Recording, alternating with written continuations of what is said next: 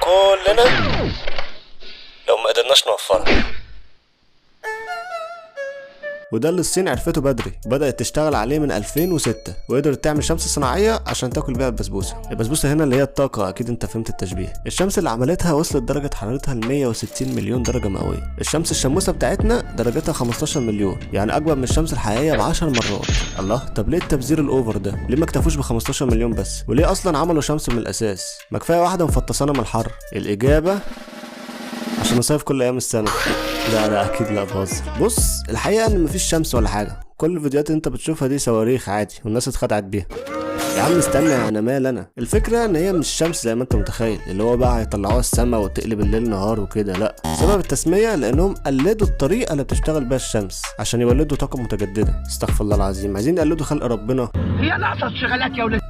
يا ولادكم جاكي شان. سبب درجة حرارة الشمس الكبيرة دي هي ان بيحصل فيها حاجة اسمها الاندماج النووي، وده باختصار جدا من غير كلام فيزياء كتير بيحصل لما بتتجمع ذرات هيدروجين كتير في نقطة واحدة، ومع ضغط وحرارة ذرات الهيدروجين دي بتندمج مع بعض وبتكون هيليوم، وده اللي بيولد طاقة ما بتنتهيش. فهم بقى عملوا نفس الكلام ده بس في مفاعل نووي. ورقة وقلم واكتبي معايا يا ست الكل. هنجيب هيدروجين ونجيب ضغط ونجيب حرارة، نضربهم في المفاعل.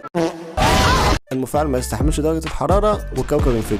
شفت؟ هيولع في الكوكب. زبالة، شوية زبالة. المشكلة دي قدروا يحلوها بطريقة صيعة قوي. عشان الاندماج يتم لازم يسخنوا البلازما لدرجة حرارة 150 مليون درجة، وده رقم مهول، كأنك جبت 10 شموس وحطيتهم في المفاعل، فمستحيل أي حاجة تقدر تستحمل درجة الحرارة دي.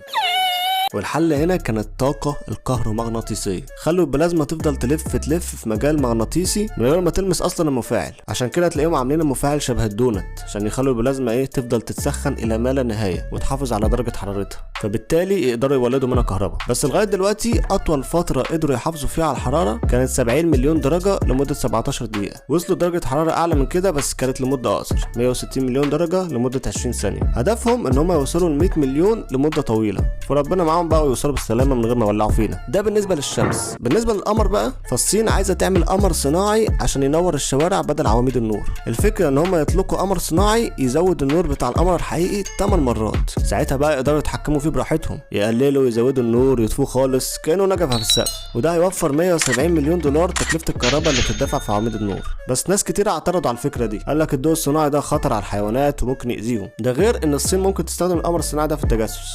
لا الصين ما تعملش كده. الصين حلوة.